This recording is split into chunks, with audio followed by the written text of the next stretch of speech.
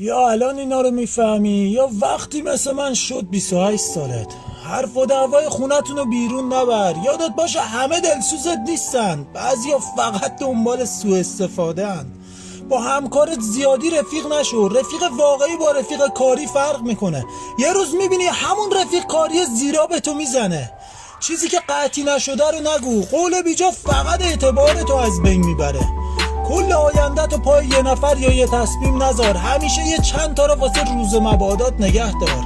زیاد با کسی درد و دل نکن. آدما عوض میشن. رفیق امروزت میتونه دشمن فردات باشه. خوشحالی تو همه جا جار نزن. یادت باشه همه آدما نمیتونن خوشی تو رو ببینن. هر کسی رو نیار تو خونت. حریم زندگی تو نگه دار. فامیل و شریک خودت نکن. یادت باشه معامله با فامیل آخرش دلخوریه. زرنگ باش ولی حواست باشه تلخ نشی. دنیا با آدمای ساده مهربون نیست رفیق. اگه دیدی اینا برات آشناست یعنی داری بزرگ میشی. اگه دیدی نه یه بار دیگه هم گوشش کن. بهتره بفرستی واسه عزیزا تا اونم آگاه بشن. نظر خودت رو هم واسه هم بنویس. مخلص همیشگیتون آرکانم.